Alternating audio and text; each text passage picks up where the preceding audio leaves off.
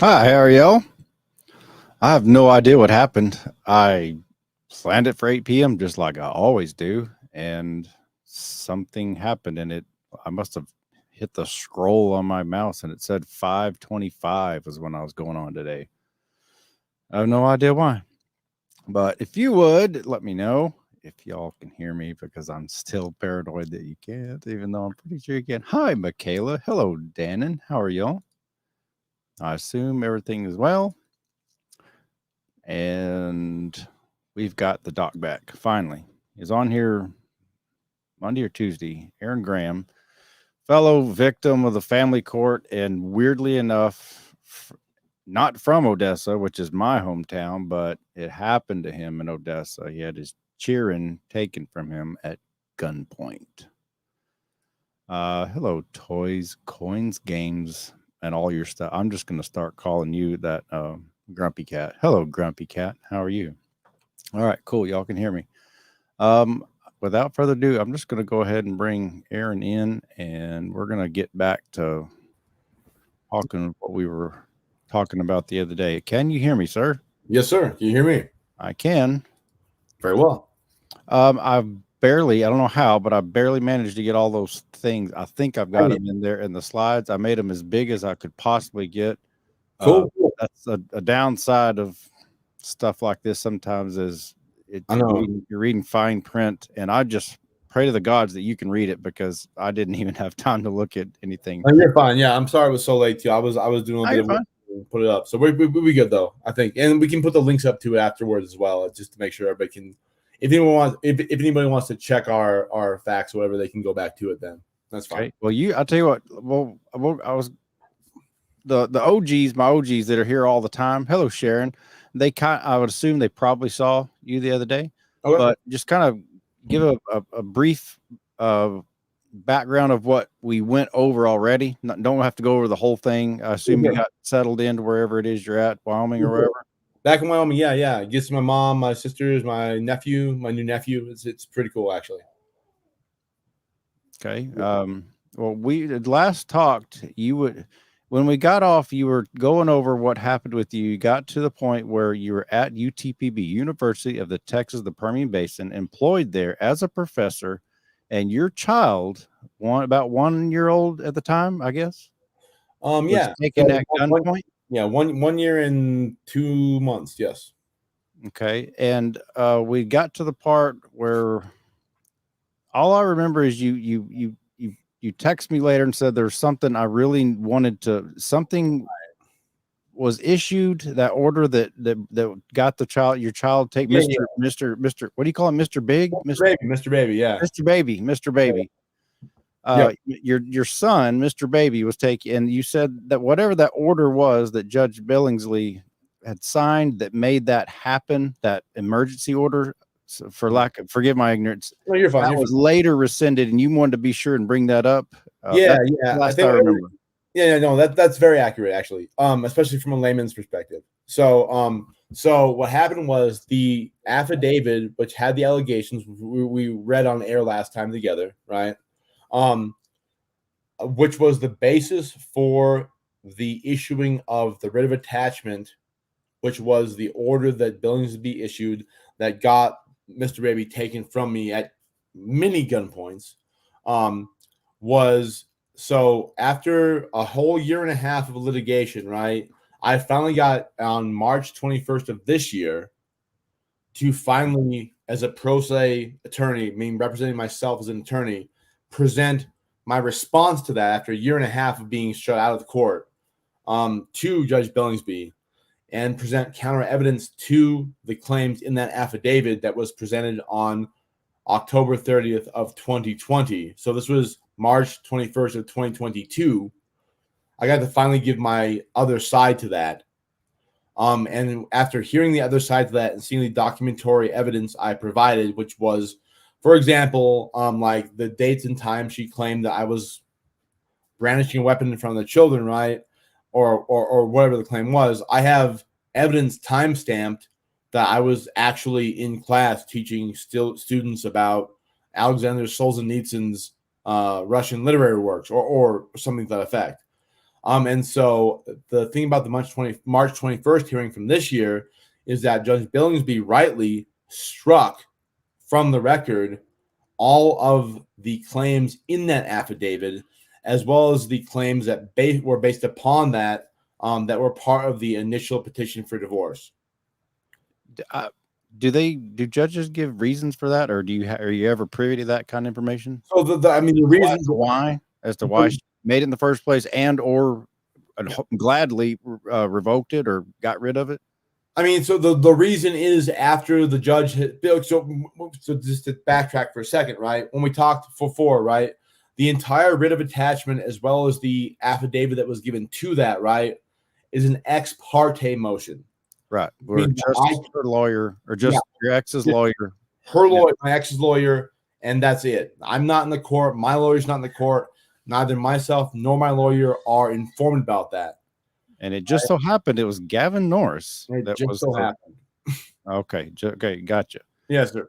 And one more thing, I just want to I'm making sure I'm hearing all this. These are very, very serious allegations that would draw a bunch of police to a campus to the child of anyone, much less a working employed professor there. And if I heard you correctly, you weren't ever charged or arrested for anything? No. I mean, you just had, which is bad. I'm not downplaying how bad it is to have your son. No, you're not put in handcuffs. You're not charged. You're not arrested or booked for anything regarding these dangerous things that happened to this allegedly happened to the baby, right? No. And very, I heard that right. Even no, that's absolutely correct. But very few of these things even allegedly happened to the baby. Like as far as the only alleged things to the baby were that I was in a restaurant and grill in Pueblo, Colorado. And like I said, on my YouTube channel, there's videos of me and my Mr. Baby there watching a football game and saying touchdown at 11 o'clock in the morning while he's eating fried Brussels sprouts. Right. So, I mean, but that said, is to go back a second, is all these allegations, I think as far as I can count, there are no less than 8 allegations that are or would be felony charges in Texas, if they actually had any merit to them. None of them would be? I mean, no, I think there are no less than 8. Sorry, I think there are at least 8. At least 8. Oh, at least 8. Okay, you froze up. At least 8, and none of that you got charged or arrested or anything for. No, and CPS did 3 investigations fully during the time frame between the filing.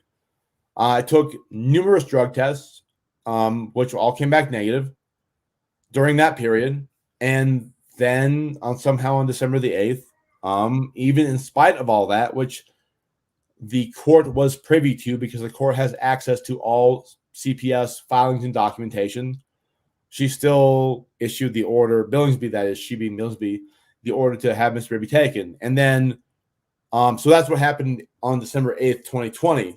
And now on March 21st of 2022, when I finally got a hearing that Billingsby I finally filed paperwork to the extent that Judge Billingsby would hear it in her court, right? And so I had 4 contempt allegations as well as some other things going for that. And the first thing we addressed was the allegations in the affidavit. And at that point in time, both Judge Billingsby as well. So Judge Billingsby said I'm so sorry. So I put in a motion when I was doing oral arguments, meaning I'm talking to her on Zoom, and said I move to strike all this as salacious and unfounded, which means it's defamatory and there's no evidentiary basis for it. Yeah. I submitted a brief that said, here's the evidentiary basis. Here's a link to the video where I was in class when she said this happened. Here's documentation that I was not that place at that time, right? And Judge Billingsby reviewed that prior to the hearing, and she said that she was going to strike from the record the entirety of the affidavit as well as the entirety of the first petition for divorce. Okay, good. Okay. And at that point, she asked if there were any objections to it from opposing counsel, who was Mr. Norris. And he had no objections to them striking the entirety of the filings he had signed on to. So what do you think changed? Do you have any idea? Well, they already won at that point. Oh, the damage was done at that The point. damage was done. Okay, Yeah. gotcha. I mean, that's a very. I mean, I'm not trying to be super cynical, but that's really what it was. I know, I get it. Yeah. So at that point, but the problem is under Texas civil procedure is how can somebody allege these things as a plaintiff or as a petitioner, right? And then how can somebody as a lawyer sign on to these things given the laws for Texas sanctions and on lawyers for falsely representing, right, certain viewpoints they sign on to, and then the judge is like, yeah, this is complete crap. I'm going to strike it. Not so striking from the record is different than I don't believe you, right?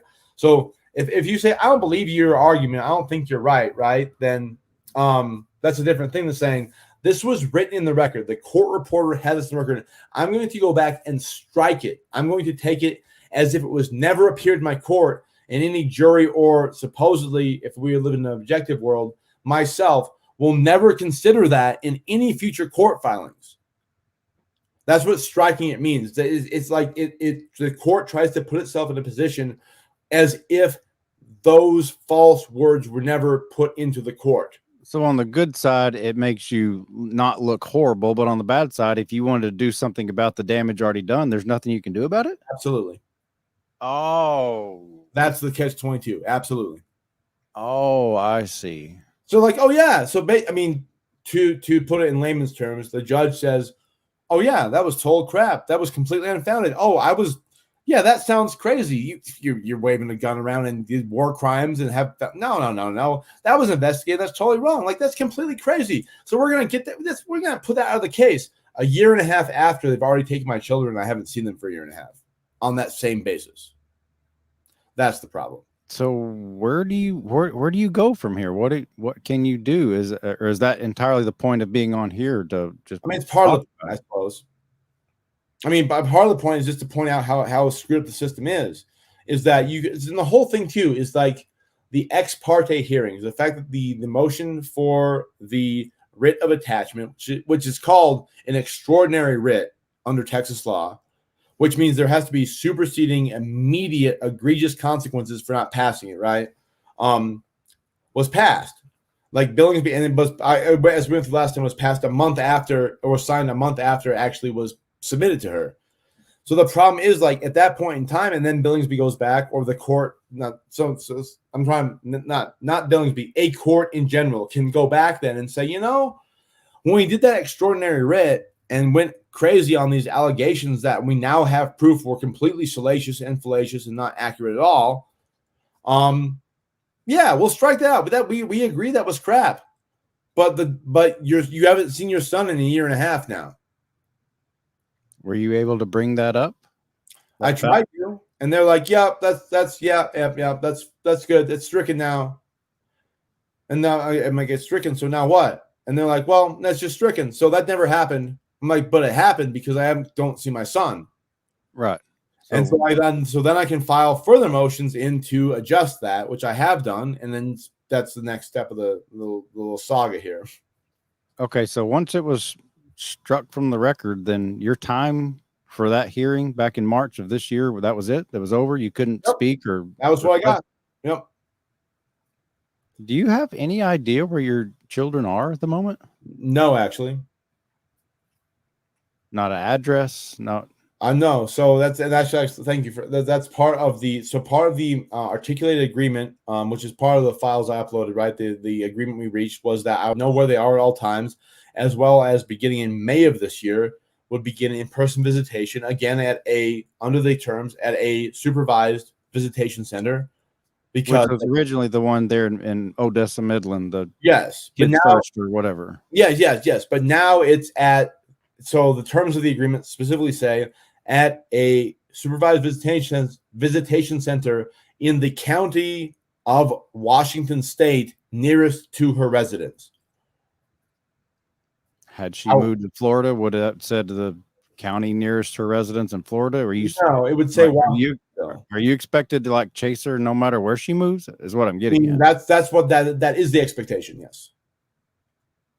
And you have no say so on whether she moved from Odessa to Washington to Kingdom Come. I did, and I filed contempt motions against that too, that the court has yet to take up.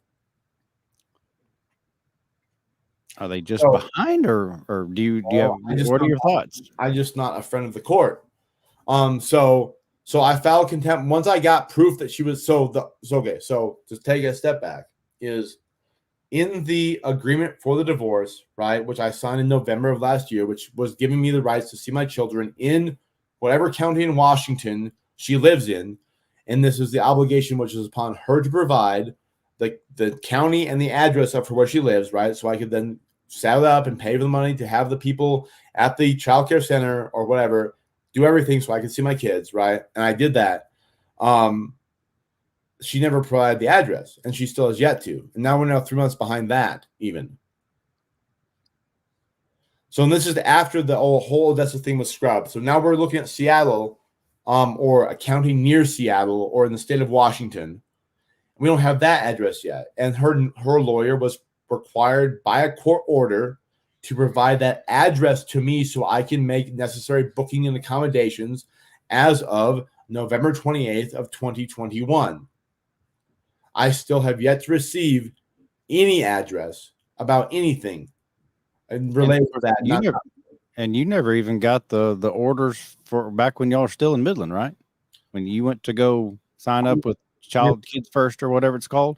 Yeah, Kids First. Yes, Kids First. We had the order in, but they never obeyed it.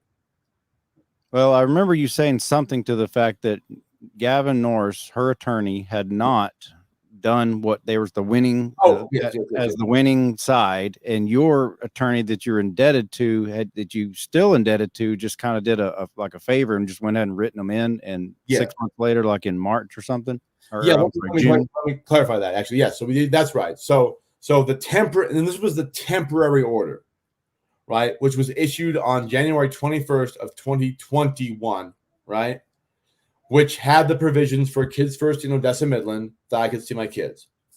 And then being the victorious attorney, Gavin Norris was required to write the order up and submit it. Right. Right. He refused to do so. Right. Through all of January, through all of February, through all of March, through all of April, through all of May, through all of June, through all of July. And so on July 27th, my lawyer, Tiffany, who I was indebted to, but she chose to do out of the goodness of her heart, you're right, submitted the order that Gavin should have written in January. So 6 months, a full 6 months later. And this whole time, you still, even after that, you've still not seen your kids other than on Zoom. During that period of time. So from that January hearing until December 6th of 2021, not only did I had not seen via Zoom, I had not seen via Zoom, in person, a phone call, any details about where they were. I had no information at all. Like, I was not allowed to, I had no idea where they were. I had no verbal contact, no physical contact, no Zoom time, no FaceTime, no nothing, in spite of the court order that guaranteed me 3 times a month visitation in person for 3 hours at Kids First. Let me ask you this. What about child support? Texas loves issuing it regardless. Were either of you ordered to pay or receive? So I was ordered to pay. Okay. And so that was all set up. So actually, a very interesting thing with that is, so I was set up to pay, and the court order, and I think we can publish it too, the agreed order on. Yeah, tell me whichever one you want me to bring up. I can bring it up at any time. It's the Rule 11 order, I think it's called. This one? Let me see. Yeah, that may look good. Cause number E20-10. Yeah, that's the case number. Yeah, you can scroll down a bit, make sure that's actually, no, sorry, that's not the right. That's my contempt motion. So it's the other. It's the yeah, I think that's it. The temporary order. Because the temporary order got continued as far as child support goes into the final order. Okay. So it's established I pay this much a month, right? Which was the problem. I mean, the problem with that was that was based upon the income I had at UTPB when I was a professor that got shut off. But let that pass for a minute. Is that so? What happened in January of 2022? So a year after this, so I've been paying that child support. And then a year later, the OAG, or OAG of Texas contacted me in Grundy, Virginia, and says, "Hey, you haven't paid your child support." I'm like, "No, sir, I have. In fact, the order says I'm supposed to pay it via Cash App to this address. I have all the receipts, right, for all the months." And they're like, "No, you can't do that anymore, or you're gonna be in violation. You need to pay our office directly." So, okay, how do I do that? Let me set up the account or whatever. Let me set up the account. Okay, cool. So I set up an account with the OAG, and then so I start paying the OAG. And then after that, then my ex-wife starts getting contacting me and saying, "I don't have my child support. Why aren't you paying anymore? What's going on?" I'm like, "No, I have been. Here's my receipts to the OAG."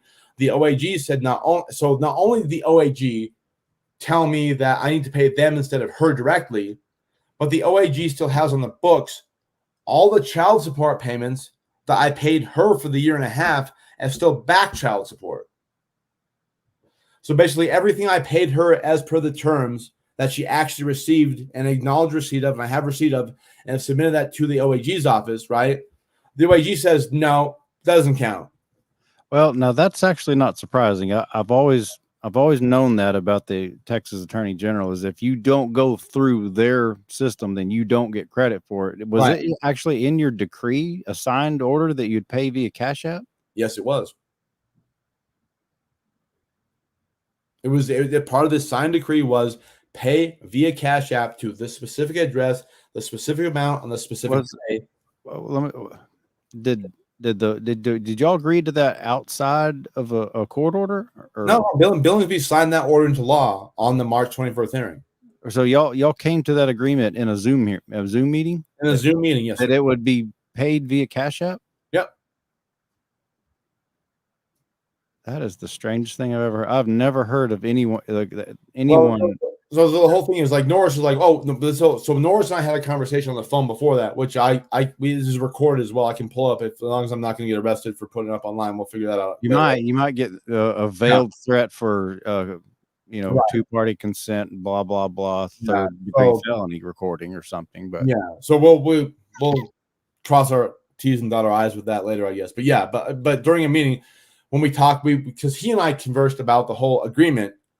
He's like, no, it's fine. Whatever we put in the agreement is good. Whatever we put in the agreement is good. It's been the final thing. We'll be good to go, bro. We're good to go, right? I'm like, okay. So it says Cash App at this time and this date, right? Cool. So I did that for a year. And then all of a sudden, ALG's hitting me up saying like, hey, we just got control of your case. I'm like, you have control of my case? Like, we have a final order here that I've submitted to y'all. And how is it now your thing? And so it's so the thing that's crazier about it is the ALG doesn't acknowledge the past payments that I've made and have proof of, despite of that. And they have it at a higher rate because the court order that was the final order and decree carried into fact, to some extent, the fact that I hadn't been employed because of the proceedings, lost my job at Texas. So it lowered it a little bit, but was still the presumptive amount for a child, right? And so, but ALG doesn't care about that either. So despite of the mediated agreement that's signed into law by the judge Billingsby in Texas, ALG wants me on the hook for the entire amount, regardless of court proceedings and regardless of what I paid. Well, you seem like a man who likes to study. I'll give you an assignment, Professor. Please do. Have you heard of Title 4D funding? Are you familiar with what it is? I'm not actually. Please enlighten me. Well, I would imagine I'll give you like a 1-minute brief, and then by tomorrow you'll probably be an expert on it. Title 4G, from a layman, from someone like me, is a part of the Social Security Act passed in the early 70s. And what Title 4D funding is a federal level funding of attorneys general in all states that pays about 70 cents on the dollar to pay for the salaries of all employees of the attorney general who are hired strictly to enforce child support.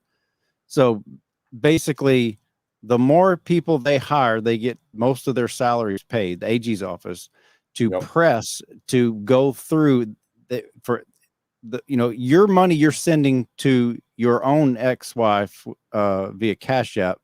They don't get credit for it on their books, therefore they're not getting reimbursed by Title 4D. Gotcha. And so that is why I would imagine why they're like that. No, we don't care that you've actually taken care of your child. You have to take care of us first, and we'll just put on the paper it's for the child.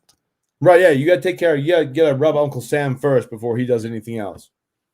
Yeah, well, Yeah. I've been railing against Title IV defunding for years. I will look in. I mean, that's a very similar confiscation scheme as to some others I'm aware about as far as veterans funding and disability payments and stuff too. I'm sure it's really, I'm So sure it's really, really similar. So and the weirdest thing too, I mean, is that I was supposed to get a tax return this year. It was a rough year. Things weren't good, right? But with everything else, I had a $13,000 some odd dollar tax return coming, right? OAG Texas took it. Mm-hmm. So okay, cool. I mean, not cool. It's pretty terrible. But yeah, at that point in time, I have confirmation that OAG has seized it. Cool. But my ex still hasn't seen a dime of it. See, that's what I don't understand. Whenever my bank account was taken back in December 2017, right before Christmas, I'd already gotten custody of Blaine. Right. Like I won in Billingsley's court. I won with Gavin Norris as my attorney. I won. The paperwork wasn't updated. They stole my bank account. I don't remember how much I had, $8,000 in there, but it was my Christmas money. It was rent. It was everything. It was everything you had. And they took it, and to the best of my knowledge to this very day, they neither sent it to the kid's mother nor applied it to my account. Right. They just took it. Same here. No, same here. Is that so? They've seized that as well as, and so I've been sending. So the same with you. So the last 4 months since OAG says you have to send it to us, stop sending it to your wife, or you're going to get not credit for it. I've been sending it to them. Now she's not receiving it. And so now she's on me too. She's like, well, you were doing such a good job. Now you're late. I'm like, call the OAG. Well, I called the OAG. And then it's the only, I mean, I'm not sure if she has or not. That's a different story, I guess. But the whole point is, like, I've now started paying the OAG. And now I have Uncle Sam plus my ex upset with me. And it's ridiculous. The OAG is the bottleneck here that's not doing what they need to do.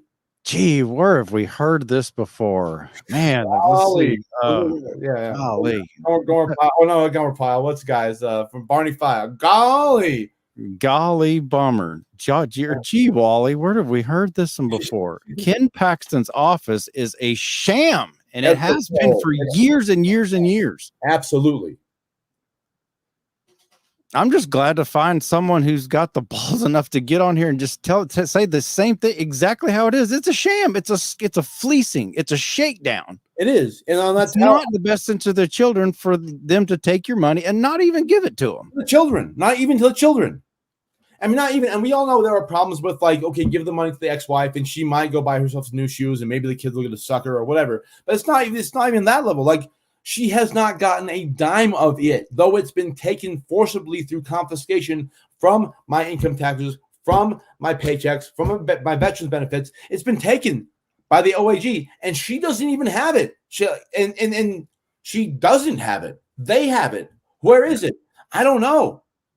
I don't either, brother. I do feel you. The only thing I know to do is keep being loud about it. Yeah, we should. I don't know if you're into cryptocurrencies. I highly recommend crypto to everybody because cryptocurrencies are hideable. You can have one single wallet on one single cold wallet, and you can have $10 billion in there, and nobody knows where it's at, how to get it. You can transport it quickly, and you can't put a lien on it. I don't know what else to do. Safe. I mean, that's about it. Other than like burying gold in your front yard, that's about all you can do. Well, yeah, but then again, you got to move the gold, and absolutely. It's the second best option. Well, you'd sent me something else, and I just have it labeled as Cornell University slide. Is there anything else you wanted to go over? You want people to know about this part of your story? Do you want to move on? I mean, I'm kind of letting you. You tell your story. I want you to tell your story. You know it better than anybody. So I think just the part I wanted to drive home as succinctly as I can, and as explicitly as I can, is that. So the way that legal filings work, right, is you have, especially in my case, you have an ex parte filing, which means a filing which the other party's not allowed to be at. So my ex-wife's lawyer was the one who presented the affidavit I read on air last time. The judge then, a while later, acted on that and took the kids at gunpoint, and the whole kerfuffle got started from there. And then on March 21st of this year, 2022, so they filed October 30th of 2020, and then the kids were taken on December 8th of 2020. And then the first time I got to respond to that, actually in person, was March 21st of 2022, this year. At the point in time when I did that and brought the evidence to bear, saying the affidavit, which was the factual support for the writ of attachment, which got the kids taken, right? Right. Billingsby, just without even a second glance, was like, oh, this is crazy, this is crap. And not only like retracted that, but struck it from the record, which is a high bar to meet in Texas court. To have something stricken from the record requires that it was untrue, was prejudicial, and had no factual basis. In order for them to strike it from court in Texas, it has to meet those three standards, right? Okay. And so she did that for the entirety of the affidavit and the entirety of the first filing for the petition for divorce, which repeated a lot of the same allegations. And so, I mean, again, the problem, so great. That's great that she realized it was crap a year and a half after the fact. And during that time, I've not been able to see my son because of it. So that's why I want to try to drive home is like the judge acknowledged that this was crap. But there's not consequences to it for the lawyer who signed it and presented it in court. And that's where we kind of get into the Cornell piece. Well, I can give this as a firsthand testimony of being in Judge Billingsley's court. There was a point in 2017 whenever I was going through the Blaine custody battle. Again, from a layman, there was wording once I was served papers. And by the way, I was served papers on Facebook Live, which I'm pretty sure that's some kind of world record. And it's actually on my channel. I think I was the very first person to ever get served. But it was, you hear that server, I know her personally. Her name's Johnny, because she served me so many times. We kind of became friends in a weird way. And one of those that stacks of papers she served me, it was called a restraining order. And to this day, I still don't quite understand. It meant one thing, and I interpret it as another. It meant what I still can't remember. And what I interpreted as was, I just saw the word restraining order, and I thought, what in the hell? I've never had a restraining order. I can't go see my kids. I thought it meant I wasn't able to see my kids. And so I missed the weekend, and it just shattered me. Well, after I won custody of Blaine, and he got to choose where he wanted to live, Judge Billingsley herself said out loud in court, she said something to the effect of, Mr. Leverett, I understand that there was a misunderstanding. You didn't quite understand what the restraining order was, and you didn't go get your kids because you thought the court had said you were not allowed to. Did I hear you right? I said, yes, ma'am. And she goes, and you didn't get your kids? No, ma'am, I didn't think I was allowed to. And she goes, well, that was just a misunderstanding. And she explained what it was. And she says, since you did miss that time, not only are you going to get, custody of your son, Blaine, all the kids are going to come stay with you for the summer, and you're going to get a little, and she added on like extra week or makeup time. Right. She was very prompt to once she realized what's happened. So again, I don't know what her dealings with directly with your case are. I'm just giving you my firsthand testimony. Once is brought to her attention what really happened, she corrected it just like that. No, absolutely. And I think that's part. So again, the same thing is that, and this is kind of where we're going to go into the next discussion about the rules for filings with lawyers in Texas and their ethical obligations to their clients, as well as to the opposing counsel or opposing parties if they're not represented, right? Is that I believe that Judge Billingsby has acted pretty ethically when presented with the actual facts. Like she struck the entirety of the fallacious allegations from that. And that's a high bar to hit in Texas. It's not like, oh, well, he says, she says, like, no, the court has factual reason to believe that none of these things were factually based at all. So much that not only are we going to not rule on them, we are striking them from the record as if we're embarrassed to ever have touched them, right? Okay. And so Well, so I think so. Go ahead. all I was going to say, the reason I add that in there is just because it's very well known that anybody that's followed me for any length of time for the last 5 years, I think the absolute world of Judge Billingsley. She's never given me any reason to think she was unfair. She's really strict on certain things. You can't just, pull a fast one over. But I was giving you my firsthand testimony of what she did once it was revealed to her what had happened. She corrected it immediately. I can't help but think, and I'm going to give her the benefit of the doubt because I try to do that with everybody, especially something as high stakes as this. And with the personal experience I have in her court, I'm really hoping that it was just something happened and she just didn't realize how bad it was, or that the kids were, or I don't know. Sure, but I think I don't think If she's presented with whatever evidence you've got that she may not be aware of, I'm hoping she'll make it right. And I think she. I mean, so maybe I was saying my words wrong. Is like, so I don't think we're at loggerheads about this at all. I think it actually is very similar.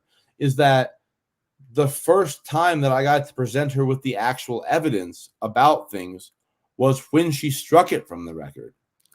Had you been able to attend that ex parte meeting, I guess you could have presented it back then, right? Yes, or my counsel I had retained at the time, Tiffany McCorder, could have. But not only were we not able to present evidence, we were unaware and were not able to be aware the hearing was even transpiring. And that's all legal, right? That's the ex parte statute. The ex parte statute, it's all legal, right? I mean, yes. In your opinion, I didn't say it's moral, but but it is legal, correct? Yes, sir. Yes, sir. So I'm not trying to cast aspersions on Judge Billingsby. Actually, like when I actually was able to, the issue is with the timeliness of hearings, though, too. If you are a member of the bar in Texas, if you have her number, if you're Gavin Norris, you can get ex parte hearings. You can speak with her more or less when you want to and get, hey, Judge, I really need this hearing tomorrow because I got a client who's really in hot straits, right? Again, which is all legal. Which is all legal, yes. Okay. It's above the board to that extent.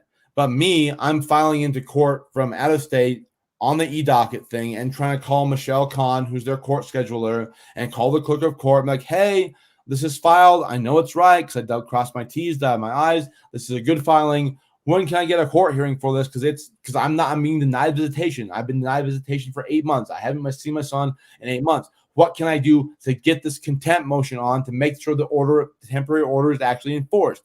So I had lots of motions for enforcement of orders, right? Which is like, hey, here's the order. It says I get to see him every other weekend, right? And it's not being done. So what can I do? Gavin Norris just says, well, yeah, I'll see you in court whenever you can get it heard. Ha, ha, ha. I'm like, okay, fine. So I file it. And I'm filing it. I'm saying, okay, look, I need this heard. It's emergency. Like, well, you're not a member of the bar, so you can't actually request an emergency hearing. We can put you on the docket for whenever there's next opening in normal family court, which is great. And that's 3 months later. So by the time 3 months have elapsed already, now I'm 6 months out from seeing my son. And now I finally is heard. And now she's moved to Washington. And now it's a whole different ball game because the Texas thing doesn't apply anymore. I mean, that's the whole problem. And the whole problem with the ethical conduct of lawyers is that when you purposefully file something that doesn't contain all the facts, when you purposely file something that delays the action or the date of a hearing in order to benefit your client, right? That's an ethical violation under the federal rules of civil procedure and under the Texas state rules of civil procedure. And you firmly believe that's what Gavin did? Absolutely, and unintentionally, absolutely. And is that what this opinion piece thing you sent me from Cornell? Is that what this is? That's a Cornell Law School's codification of Texas procedure. This is quoting from Texas. Oh, okay. Again, I didn't have time to read it. You're fine. No, it's not an opinion. It's Cornell University's pulling Texas state statute about this particular law. Yeah. Okay. Do you want me to pull this up? Yeah, please. Is this the good time? Yeah, it's great. Actually, yeah. That is absolutely as big as I can make it. I couldn't get any bigger. If I did, it wasn't gonna all fit on there. Fine. Let me pull it up on mine if I may real quick then. Yeah, I'll still see you just fine. If you're gonna pull it up on your side and you can read out what that is and how it applies to what you're talking about. Yes, sir. All right, so let me just so there's a thing called it's called Rule 11 under federal law, right? Okay. Which is sanctions against lawyers for ethical violations. Okay. which are, the first one is like the when a lawyer signs a pleading, when a lawyer signs a document in court, a motion, a pleading, anything they put their name to, right? It guarantees that the lawyer has entirely read the pleading, entirely read the substantive matter of it, entirely read all the facts that are supporting it, and the lawyer knows all those facts, all those arguments, and all those to be factually true by his own confirmation with his client. Wow. Okay. And so if you're a lawyer and you're signing something in, then you have to, when you put your name on that dotted line as a lawyer, you confirm you've done a buttload of work for you and your client to verify every statement. They, not just your statements you've made in the pleading you've written up, but their statements they made in any affidavits, their statements they made in any subsequent documentation or any interviews with police are all to the best of your knowledge, and not in the best of your knowledge is the higher. It's not like, oh, well, they told me, so I believe them. No, you're a lawyer. You have to do the back work and make sure that those are actually factual statements. Is the bar that actually is set by that law. Okay. And so in Texas Civil Procedure, Chapter 10 codifies the federal statute under Rule 11 into Chapter 10 of Texas Civil Procedure. Okay. So like like, you know how like we got the Bill of Rights in America, right? The first 10 amendments, right? Mm-hmm. Like state constitutions each take those in and codify them and make them kind of part of state constitutions, right? Okay. Yeah. In a similar fashion, the federal Rule 11 is codified and brought into civil procedure in Texas under Chapter 10. Okay. Gotcha. I'm following you now. Okay, cool. So basically, it says the same thing, essentially, right? Like, I'll just read a bit from it. Is like,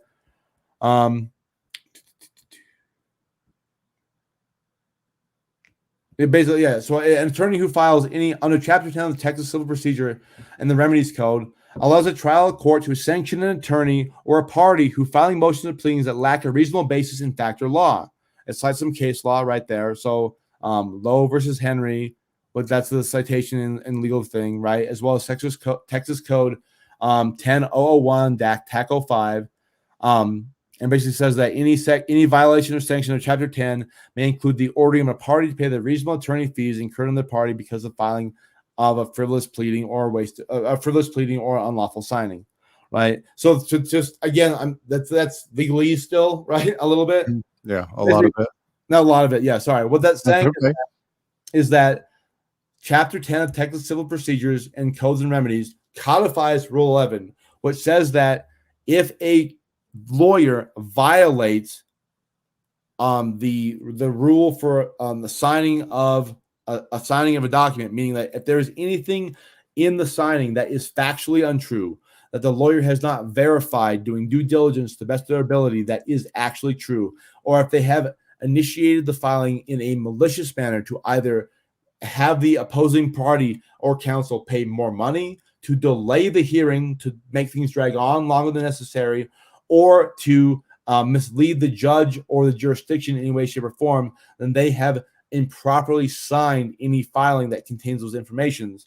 And at that point in time, they are liable under Chapter 10 of Texas Code to sanctions, which will include anything up to their bar license suspension, as well as any filings they put their name on being rejected by the court and sent back to another judge under appeal. Which is entirely what you think happened here with Gavin Norris to you. I mean, it kind of, yes. I mean, it's kind of also like self-explanatory. Is that so? I mean, so just think about logically for a second. Is Norris signed the pleadings, Norris signed the affidavit, Norris submitted the writ for attachment that those were appended to. His name is on all those. Right. When I actually got to present the other arguments, they'll only be like, "This is complete crap. This is fallacious. This is a lie. This is not true." To the extent was past the high bar of Texas law will not even allow me to keep this as part of the court record. I am striking it from the record. And so that that's a judicial decision from the bench, from Judge Billingsby, that the contents of those pleadings were actually fallacious. And yet nothing happened to it. Yeah, nothing happens. Well, I mean, what do we do? What do you do? Or So I have filed motions for sanctions with the court that I filed motions for sanctions against Mr. Norris with the court for that exact issue. They've yet to be taken up and set for a hearing date with the court. They're filed in November of 21. So we're a good 9 months out now. I mean, the same thing though is the request for protective order we filed, right, against my ex, right? That's also still on Billingsby's desk. She hasn't signed on yet. So there are a bunch of motions on her desk that she hasn't signed on yet, or even given a hearing date for yet, I should say. Which is, yeah. So I don't know. I don't know what we do. I don't know what we do. I don't need. I'm kind of I'm sort of kind of in the same boat. I mean, people here mostly know where I'm at with the AG's office and the wording of that video I posted where I recorded that AG guy back on April 1st of this year. Here we are, April, May, June, halfway through. We're 3.5 months in, and he's still my lawyer, and I still haven't fired him. And last thing I heard was wait for my instruction. I'm trying to fire you, Caleb, and I can't fire you because the judge hasn't, won't, can't, will not, or what, however it happened. It didn't get signed, and so I said, all right, well, you're still my attorney then, aren't you? So represent me. Represent me. That's part. If we read down further, we can. I will find a document next time we meet, which we'll meet again very soon. I will blow up the part about attorney conduct, and have it in a very succinct slide. Okay, I can add it back if you know where. On my end, I've got a gigantic screen, so I can kind of see it, but I just don't know how to zoom. Oh, that's fine. I'll make a. I'll just go over it briefly right now, and we can actually pull the actual extracts out next time. Okay. But basically, like, if you are, and this is what they tell you in law school too, just from personal experience, is if you are a lawyer and representing a client, you have to represent them to the best of your ability, which means that you have to, if they contact you, you have to respond within 1 week. Anything over 1 week of time between a week. 7 days, 7 as God created a week is a rounding error in terms that you and I are used to dealing with. I know a week. Yeah, it was a couple 3 months ago. I don't know. I was 3 to 6 to 9 months. Yeah, exactly. Whenever that happened. Yeah. No, but they teach you in law school, and it's part of the civil procedure gets like within a reasonable time, right? So they tell you in law school a reasonable time is 3 days. And if you really want to push your luck and try to get sanctioned, try to go 7. Just try to be frosty and go 7, and you could get sanctioned. And here we are. Here we are. Years and years later on both of our parts. And that's a part of the reason, again, I brought you on is because we're both dealing with the same guy, Gavin Norris, Odessa, Texas. But this is the same thing too, right? Is the same thing is you owe your client a duty of a higher standard of care than your opposing counsel or opposing pro se litigants, right? However, you also, under your ethical standard, owe opposing counsel and opposing pro se litigants the same timeliness of responses that you owe your client. Like basically, if I'm your lawyer, right? If I'm representing you, and I'm gonna like, hey man, I haven't heard from you in 3 days. What's going on? My job is to hit you up in the morning and say, hey, Caleb, here's the plan. I'm gonna call the other lawyer in the evening. We're gonna try to work this out, right? And so then I call the other lawyer in the evening, and they're not there. It's Friday, so whatever. And so I'm like, hey, Caleb, but my job is to call you back and say, hey, Caleb, I couldn't get a hold of him. Monday morning, first thing, I'm going to press him and make sure we get this going, all right? So Monday morning, I call the other counsel. I'm saying, hey, counsel, what's up? I talk to them then, right? So there are jurisdictions and there are situations where me not getting in touch with them and then not responding to me as your counsel in the same day could be grounds for sanctions, right? But usually that kind of weekend gap is the most that is permitted by a court. So I talk to you on Friday because you want something done. I get what you want. I talk to you. I know what you want as my client, which my duty is to represent your wishes.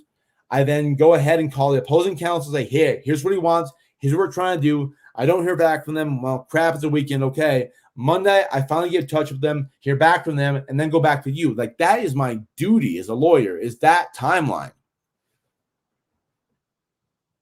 And we both know that had happened. So what were you going to read regarding that from here? Which part? Let me see if I can. Let me see if I can pull up here.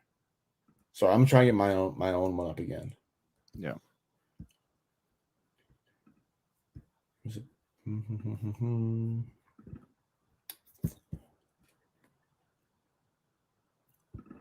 All right, I see it here. Okay, I'm just trying to. Okay, so this is the. If you want to see the there would be the third paragraph on the page. It starts in bolded Rule 13. I see it. Bold Rule 13. Rule 13 authorizes the imposition of sanctions against an attorney or a represented party or both who filed a pleading that is either 1, groundless or brought in bad faith, 2, groundless or brought to harass.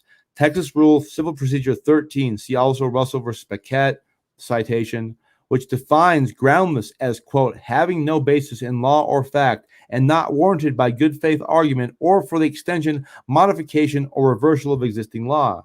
Sanctions may be imposed by good cause under Rule 13, the particulars of which must be stated in the order. So basically, if the judge is going to impose the sanctions, they have to say, here's where you went wrong, dude. Here's where you actually violated that rule, right?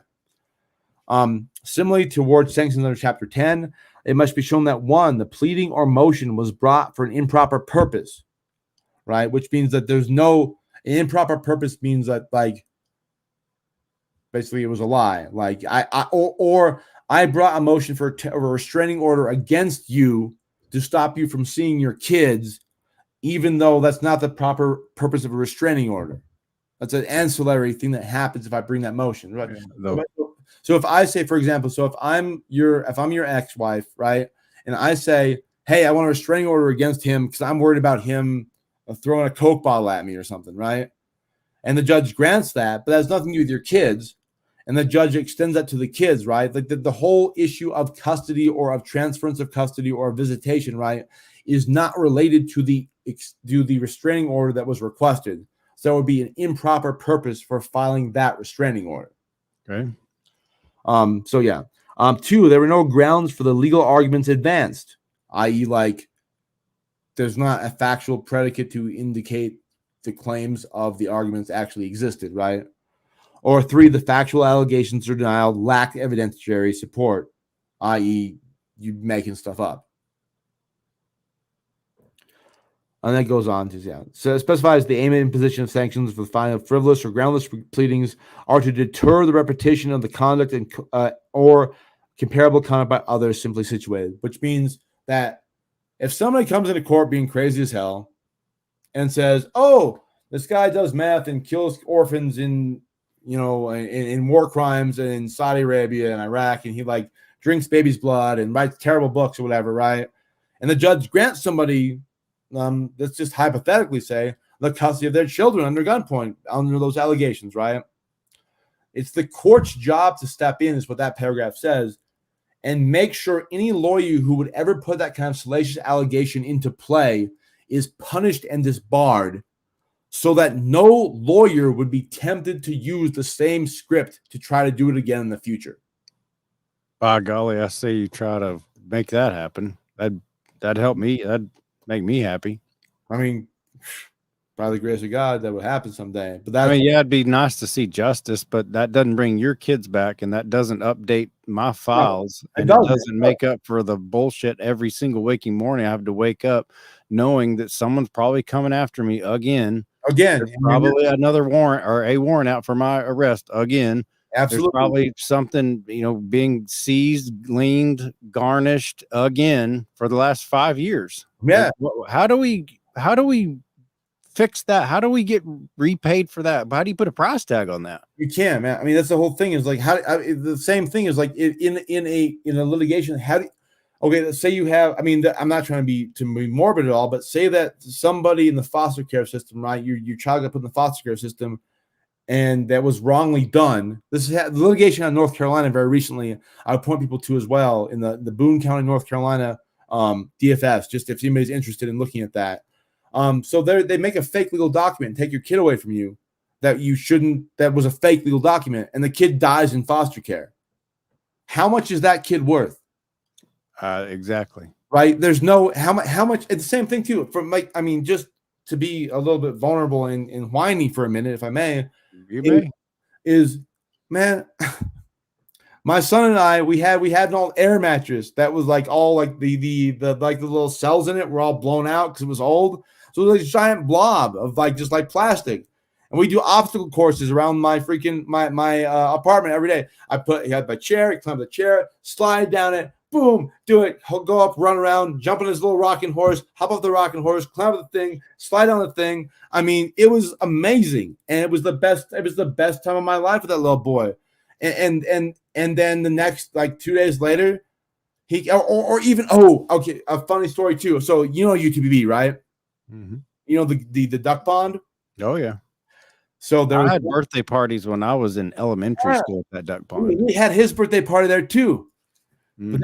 But there was this one day, or like 3 or 4 days before he got snatched up, we went out there, and that big old mean goose came walking up to him, and he was on his tricycle. He was hanging out. He's on his tricycle. I'm like, "Hey, Mr. Baby, we'll get some bread." We give him some bread, right? This goose ran up to him and it's grabbed him by the diaper and picked him up. And I snatched him out of this goose's hand, and I like side kicked the goose in the head. I'm not laughing, but I am laughing. But oh no, I mean it was crazy. I was like, just goose trying to steal my son. I couldn't kick the goose. That goose been there forever. I side kicked the goose in the head. It went down. It came back up and ran at me. So I abandoned the tricycle and ran the hell out of there with my son, right? And so like the whole thing is like there was 2 years of those kind of memories that I don't have and that he doesn't have. I know, man. I know. Damn. And I know. It tears me up, man. Sick. It makes. I know. Yeah, you can't get it back. You can't. Nope. You never get it back. You can't. And there's no money. There's no if they were like, hey, here's $1 million to compensate. I'm like, you can keep it. Like that's not what this is. This is not about that. This is about the most important part of especially a son's life with their father, the formative things of teaching. Well, I'm going to have a slight disagreement with you there. No, they can't keep it. I'll take it. I'm going to keep it. Yeah, okay. I look at it as if I had those moments already in the past. In my case, let's reverse Caleb's life back 10 years ago and give me all those memories that I've never had in 10 years since, and let me have those memories. And someone come up and say, I'll give you $5 million to take those memories away from you. There's no way in hell I would take it. But if it's already done, I've gone through the bullshit, and finally I get some justice and get an asshole disbarred or jailed or whatever happens, and I can get $5,000 or $5 million, you're damn right I'll take it. And I don't I'm not gonna feel guilty at all. I don't think you should feel guilty. I think you should take it. No, I would take but I would say I wouldn't trade the memories for that though. Okay. We came to the same memories are gone. Yeah, we came to the same conclusion from a different way. Pay me then, yeah. I see what you mean. Yeah, I know. It just it sucks.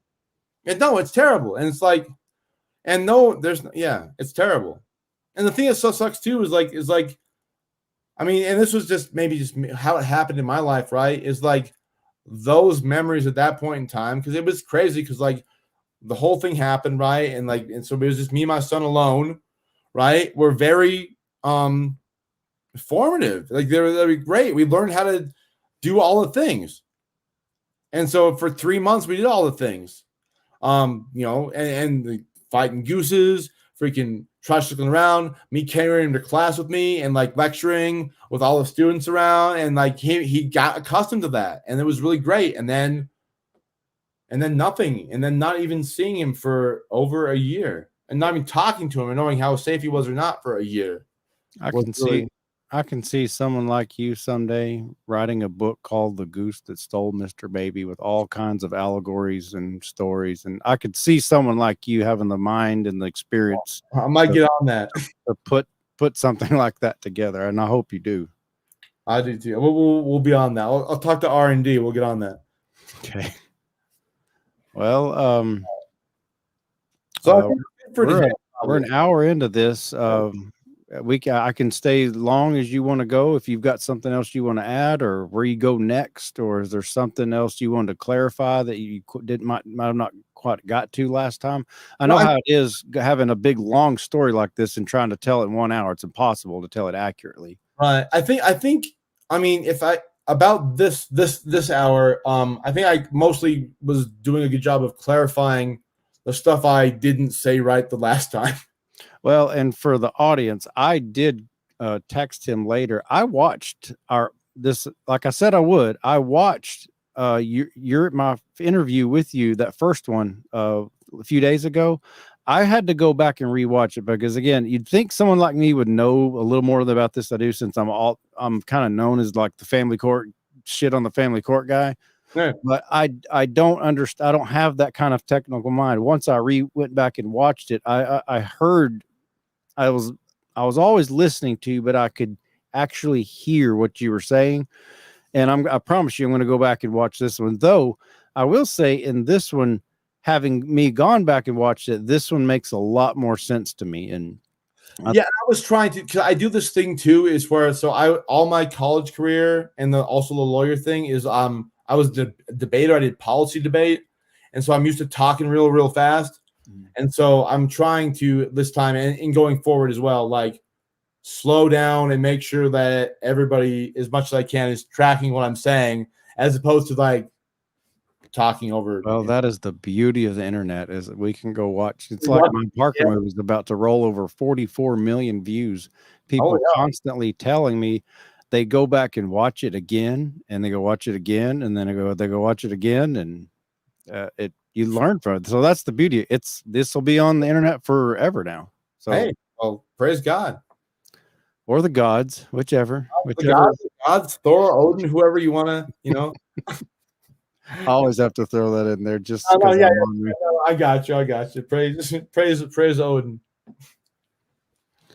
All right, but I think we're good for today. But I'll come back next week with some more stuff specifically. I think specifically on the Texas statutory law for sanctions and lawyers, and I'll make some nice little PowerPoint slides we can go through very quickly, just for anybody else too who's dealing with a lawyer in Texas, and this also goes for any state who's not responding within a time frame.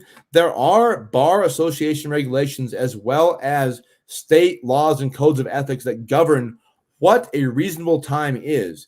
I mean, that sounds like a very ambiguous term, but there are rules out there that actually, I hope so, spell them out. I don't think it's applies in either one of our case. No.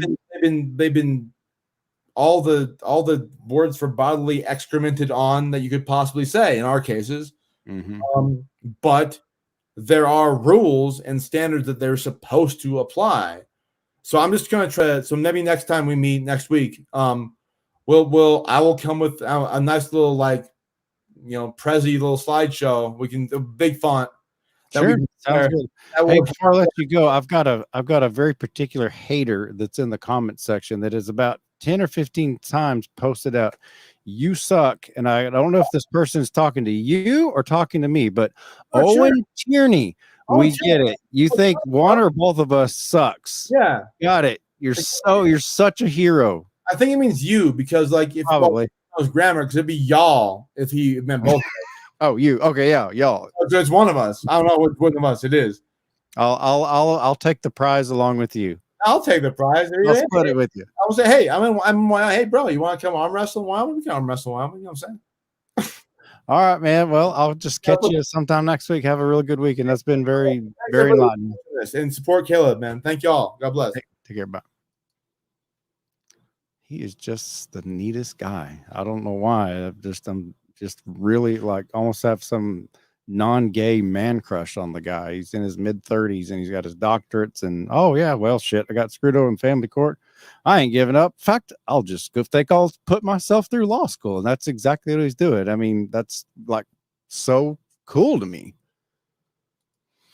Dan, and I watch the Parker movie over and over. It never gets old. I see why people say that. I've seen it so many times. I can't watch it anymore. I mean, I don't mind watching it as much when someone covers it, but I can't watch the like Parker versus the Man. I can't watch it at all. Well, what are y'all thoughts? I learned a lot from this. Dr. Graham is incredible. I happen to agree. Great video, man. From WOG 2968, you handled it really well. This one. Well, I mean, I'm still new at this. I don't really know what I'm doing very well. I'm still learning. Vindex World might be a form of respect you have for the man. Yeah, I do respect him. Highly respect him. Concerned commenter, I remember you. Caleb Leverett, your outreach and exposure allows more people the chance to get ideas for self-defense against family law process procedure. That is entirely my point. That's what I'm trying to do. I'm trying to inspire people and make it very, very clear that I'm not an expert. Like, I consider Dr. Graham an expert on this, even though he's newer at it. He's got that mind for that sort of thing. I'm just happy to have the platform. I'm tickled to death that, if we can't get some kind of justice, I'm not ever encouraging anybody to go all vigilante, and, I'm not ever encouraging that. But as much as I do criticize this country for the bad things that happen to good people, I can say this: I'm damn glad we're able to just talk about things, even controversial things. We're allowed, and it's generally supported, that we're allowed to talk about things that might make other people uncomfortable. Like, I'm quite certain Gavin Norris, he gets really uncomfortable. I'm just a guess. He gets really uncomfortable when he sees that we're talking about what's happening. And I don't look at this as some kind of gossip thing. These are serious things that are happening. And, well, my kids are grown, but it's just been a pain in my ass since Blaine was 14. And since I've had him now, he's 19, and nothing's happened. But with him, he hadn't seen his kids in pretty much ever. They're most of their lives. It's frustrating to put it mildly. And asking out junk removal, inspiring but frustrating. Yes, that you took the words right out of my mouth. No, it doesn't, Dannon. You're so right. Oh, it doesn't get old. What's up, man? CNS, clean out junk removal, but the frustration can be a driving force for you and your kids, like a motivation. I know it needs to be done, but I don't know how to do it besides spending the next 5 years to get my own law degree and then start the fight for my kids. I mean, it sounds daunting, a daunting task, but I don't know that I could do law school. I consider myself a reasonably intelligent person, but I know I'm not the smartest guy in the world. I'm not the fastest guy in the world. I know that for a fact. But, Aaron, he's been in it for a year. He'll be mostly done in another year. And then he explained more what the third year was, basically just training to take the bar. If you're geared that way and you can do it, man, that's a hell of a story. He's not won yet, but to me, Aaron Graham's story is a story of victory. Again, I know he hasn't won yet, but I want stories of victory. I want stories, what happened to him. I got screwed over in the family court. I'm still being screwed in the family court. And here's what I've done. I've gone to freaking law school. He's currently enrolled in law school in order to get it fixed. I like success stories. And I'll get a lot of people here that are currently going through it. But if you've made it through it and you ever want to, holler and give a positive story, positive stories inspire people. And I'm happy to have this platform to where, I finally got some relief. I know as far as getting custody of Blaine, I finally quit drinking, and I did it in my own way, not with AA. I'm like I talked last night, the lone wolf. I'm the Sigma personality type. I just did it my own way. Cold turkey. It's not, it doesn't tempt me. I don't want it. I'm not recovering. Recovering is what I did for about a week when I had the sweats and the shits in bed and couldn't. It was just miserable. That recovering is what I did for a week. Fuck that. I'm recovered. I'm not an alcoholic. I was one time, or I think I was. Never was formally diagnosed, but I'm pretty sure my habits fit the definition, and now I'm not. And I like to tell my story. I did it a little different. I'm not saying my way is the only way, the only right way. And I don't know. I like hearing. I like the guy. I admire him. I really highly admire him. He's got every reason in the world to just crawl in a hole and quit, but he doesn't. He's got kids out there that need him. That's all he knows. He doesn't even necessarily know where they're at, but he knows they're out and they need him. And so he's doing all he knows to do. Fuck it. I'll just go to law school.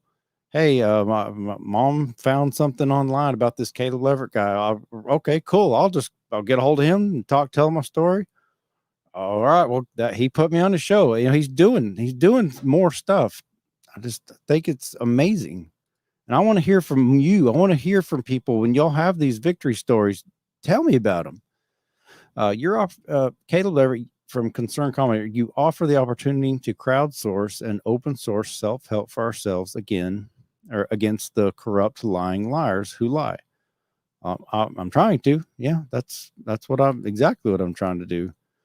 Vindex World. I saw your podcast of 2 days ago, I believe, that you inspire to speak your mind, even for children.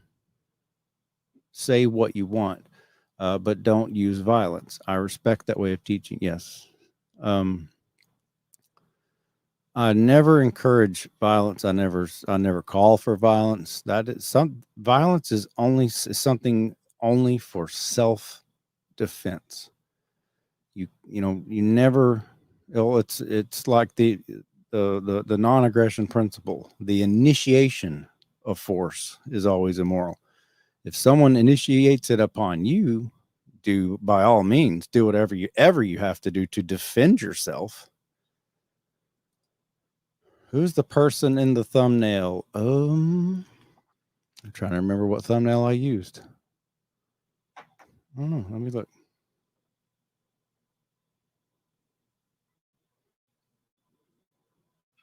I totally forgot. I got so caught up and talked and that's him. Yeah, the person in the thumbnail, that's a picture of him. That's a United States Marine Corps tattoo on his left inside of his arm. Apparently, a lot of those guys, what do y'all call them? Jarheads? Is that right? Did I get my slang for which military branch? Just a joke. Just a joke.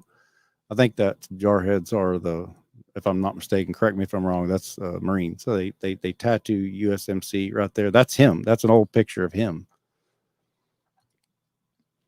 LLKV. Hi, how are you? I love your videos. Well, thank you very much. Dan, and how did you stay motivated to quit drinking during withdrawal? Well, the motivation to quit drinking, either during withdrawal and even afterwards, was I was killing myself. I could see my body was just falling to crap. I was having basically a midlife crisis. I was in my early 40s, 42 years old, and shit just wasn't working the way it used to work. And it was frustrating. And I could see the writing on the wall. I would read stories or hear stories about people younger than me, just simply binging it up one night, just having, just one more, and then alcohol poisoning. And I didn't want that. There's too many things in this world I haven't done. And I want to do them. That was the main reason. And it was embarrassing. I was embarrassing myself in front of my kids. Like that time I told y'all about when Hayden called me up and said, "Hey, Dad, it's a nice, beautiful day. Blaine and I are going to go work out. Let's go." I just started drinking like 4 p.m. because there was COVID. There's nothing else to do. I just started drinking, and then I felt like crap because the only real excuse I could possibly I didn't have work because everything was shut down.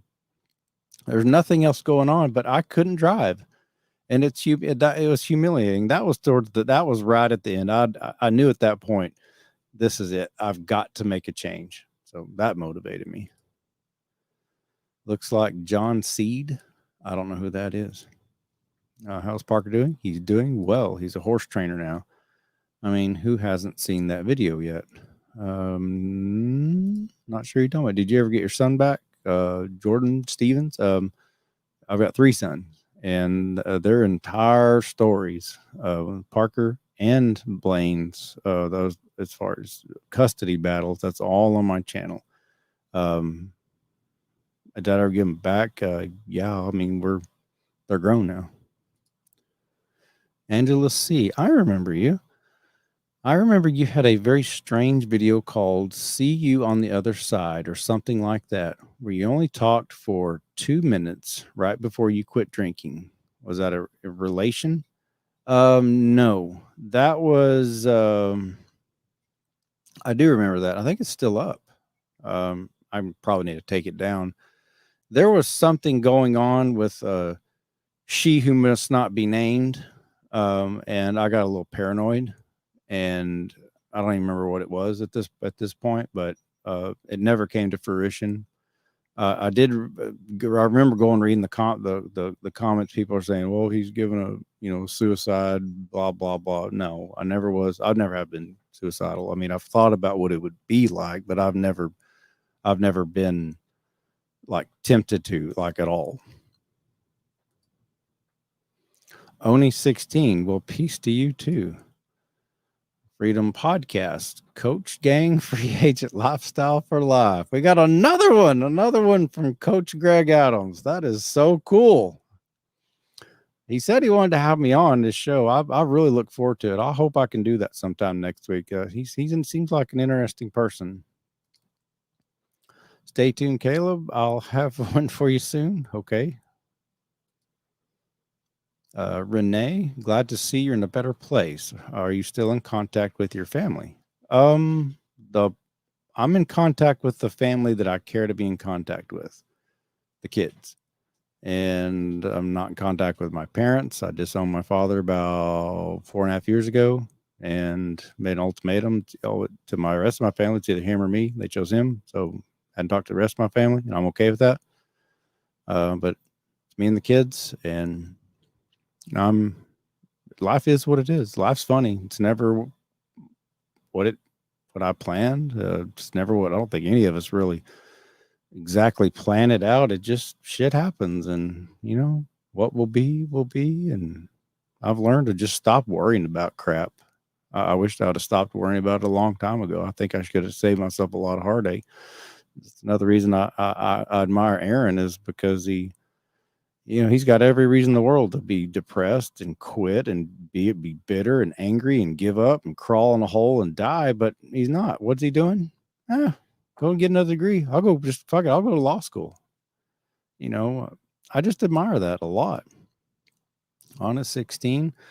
I watched your recent upload, and man, seeing the video reminded me that a lot of people could relate to that situation.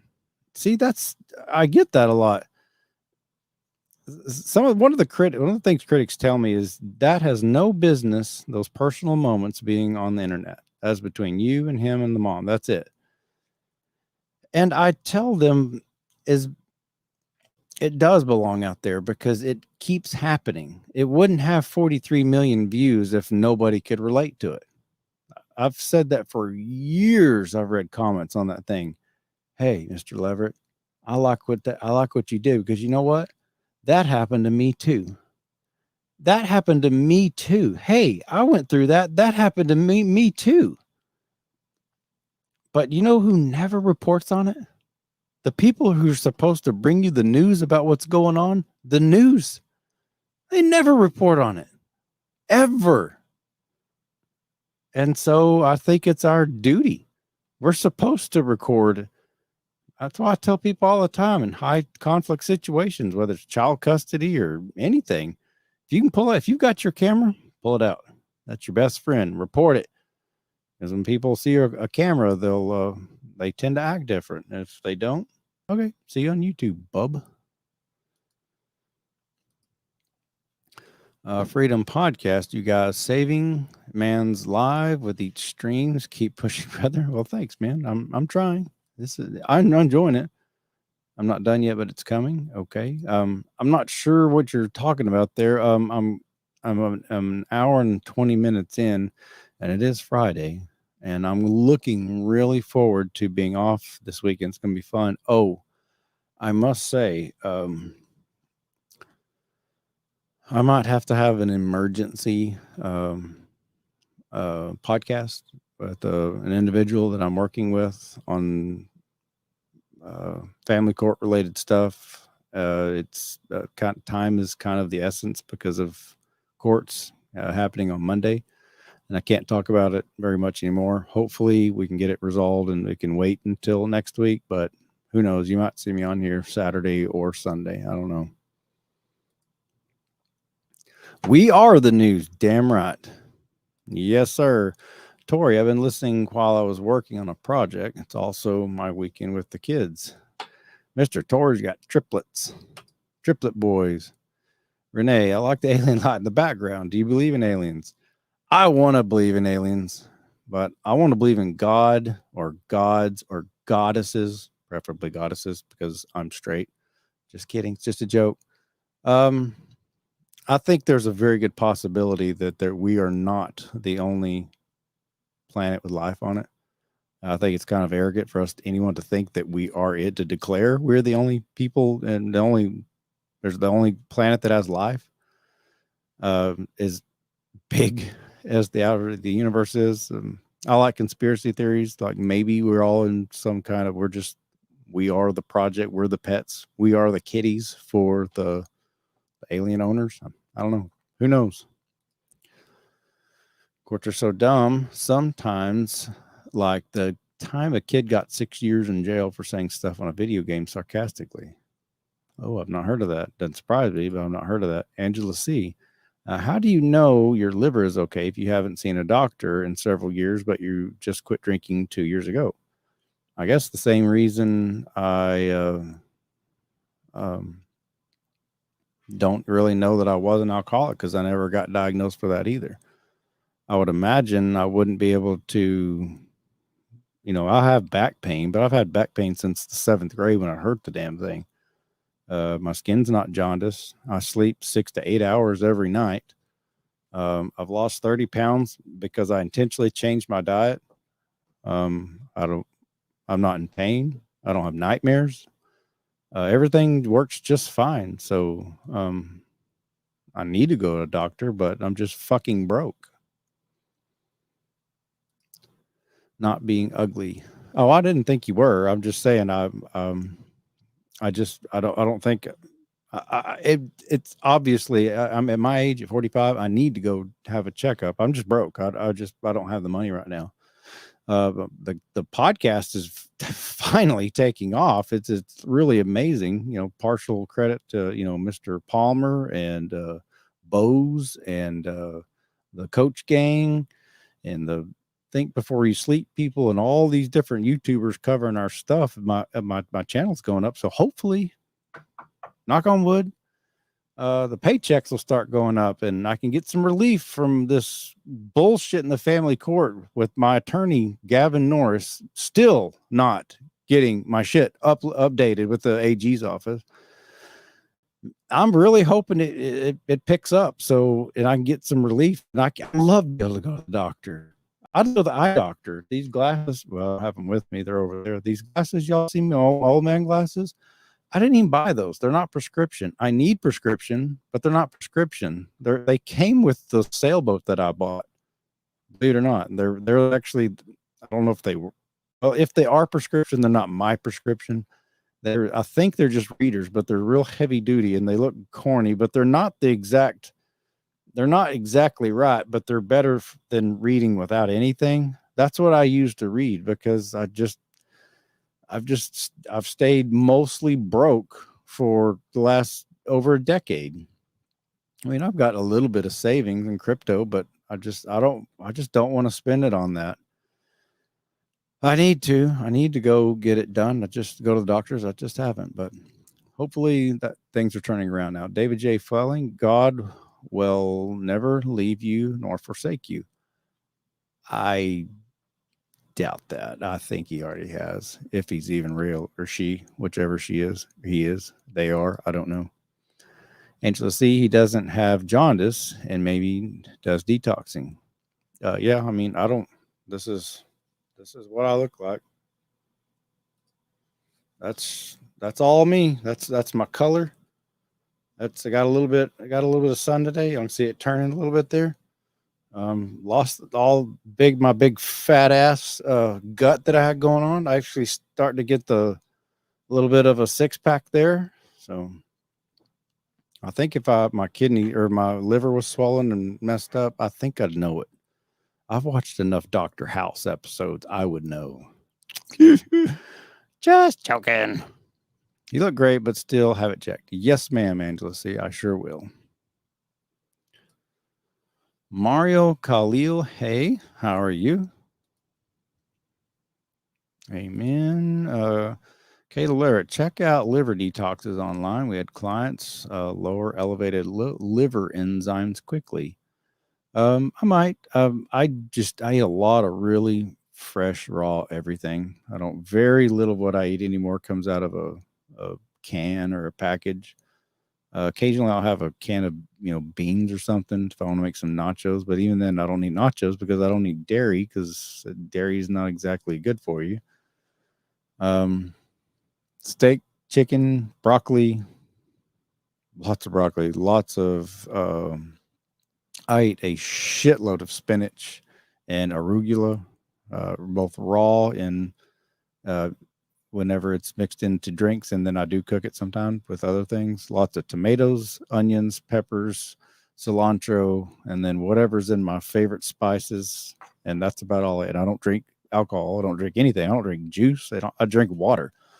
Lots and lots and lots of it. 303 Capone, Bob Capone. Are you the father of the kid that didn't want to be with his mom? I am, or I'm one of them. There's loads of us, but I'm the one that happened to catch mine on camera. Yes. Rose, can you elaborate on your Levolution tattoo? Rose, I most certainly can. I love your name, by the way. My Levolution tattoo right there, that was originally written and designed by a man named Ernest Hancock. He's been a libertarian podcaster for, I don't know, 20, 30, maybe 40 years, a long time. And he designed the Levolution. And a lot of people mistakenly think that they associate this with Russell Brand. And I'm not shitting on Russell Brand. I like Russell Brand a lot. I like his recovery story is amazing. I actually bought his book. It was a pretty good book. It's not exactly my style, but I like Russell Brand, but he is not the originator of this, although he made it popular a second time. The person who made that popular the first time, after Ernie wrote it and designed it for him, is named Dr. Ron Paul. And Ron Paul was a 3 or 4 time representative from Texas in the United States House of Representatives. And that's what we all call the Levolution. Whenever I was big into 2012 Ron Paul for president. He also ran 2008, which was before I got that involved. And I think he ran a way earlier, like in the 90s, I think, or maybe the late 80s, even possibly. I'm not sure, on the libertarian ticket. And he came in third place in 2012, and that sack of shit Mitt Romney and his crew screwed him over at the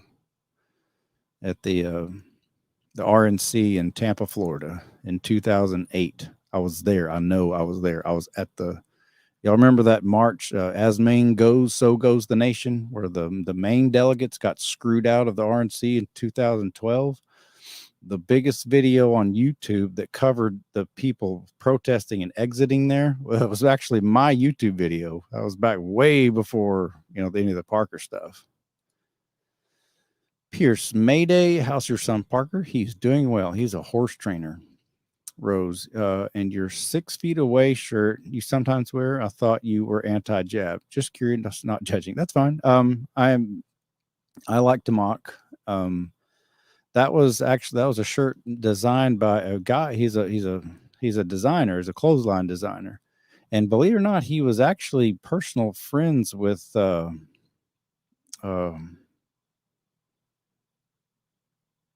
gosh, DMX. He was personal friends with DMX, and DMX actually wore his clothing line sometime, promoted for him. His name is John Michael Alleman, and he made that shirt. It had his emblem, the pit bull, on the back, and he just kind of threw those together, and he just threw it in the mail for me and asked me if I'd wear it, or if I wanted to wear it. I was like, yeah. I mean, even if there's no scary virus out there, I still don't want people any closer than 6 feet to me. Actually, 6 feet, that's a little too close. You can stay a little bit further because I'm an introvert. And Tess, what are your thoughts on Chipotle? I had it the other day, and it messed me up. I thought it was supposed to be healthy. It's okay. It's not bad. I eat it sometimes. I haven't eaten in, well, I think it's probably been a year, or probably like 2 years since I had it. But it is what it's not horrible. I mean, it's not like, White Castle burgers or something. Just a heads up for you coffee drinkers. Word is coffee shortage coming. We know what coffee people get. I wouldn't be surprised. Let me guess. There's a coffee manufacturing facility that just mysteriously burned to the ground, and nobody can just figure out exactly what happened. I don't know. I'm referring to another success story, Caleb. Oh, okay. Okay. Cool. Yeah. Do you still talk to your son, Mom? I don't talk about that. It is a piece of work. You misspelled shit. Mitt Romney is a piece of shit. Yeah. One giant KFC bag. Trump. Okay. Concerned commenter. Good food choices. There are lots of sources of toxins that get into our bodies via air, water, and skin. Liver detoxes are like an oil change you can do in your vehicle. I've done them. Yeah, I used to do them more, like even when I was drinking. I would do those detoxes. I liked them. Well, those are some solid answers. Thanks. You're welcome, Rose. Concerned commenter. Ron Paul equals Dr. No. Yeah, some people looked at that as a slam. I always looked at it as hey, that was actually a compliment. Dr. No. What he meant, what it was he basically, he didn't say yes to just about anything. Everything was no. We're not passing that bill. We're not taxing people more. No, we're not spending. No, we're not getting involved in any more wars. That's how he got that name, Dr. No. He's famous for he had a sign on his desk there in Washington, D.C. that said, "Don't steal, because the government doesn't like competition," because Dr. Paul knows that taxation is theft. I've always admired that about him. Hello, kitty. I'm going to snatch her up, y'all. I got the opportunity. Just going to keep talking here because this stupid cat has no clue what I'm saying, that I'm about to go snatch her up. But if I keep my voice the same, maybe she won't realize that I'm slowly turning around and I'm going to snatch her bald-headed. Hi, kitty. Come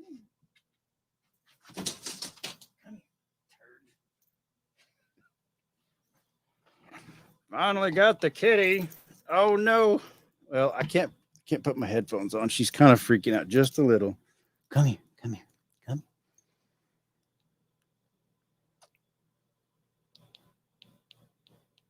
It's okay, Mama Kitty. This is Mama Cat. Okay, I'm gonna put her down. She's not happy. Oh, she's so cute. Climate change, they're blaming for regions that produces coffee along the rest of the US. Oh, God. So they're attacking coffee. Snatch her bald-headed. Yep, Dana caught on to that joke. Yep, isn't she cute? All right, kitties. It's a minute or an hour and 34 in, and I think I'm gonna call it a night. Like I said, I might accidentally be on tomorrow or Sunday if this person that I'm working with indeed needs me to come on, and they come on with me. But if not, I'm kind of looking forward to just chilling and sitting on my cute, sweet little ass that is shrinking by the day. I did skip leg day today. This is the first day ever I intentionally skipped legs on purpose because I just flat didn't want to do it because my back hurts. So anyway, worst case, I will see y'all back on. No, I'm not going to say that. I don't know what it means. You're trying to trick me, but I've learned better to say something slowly. I'm not going to do it. I'll see y'all on Monday, 8 p.m. Take care, and don't hit your cheerings.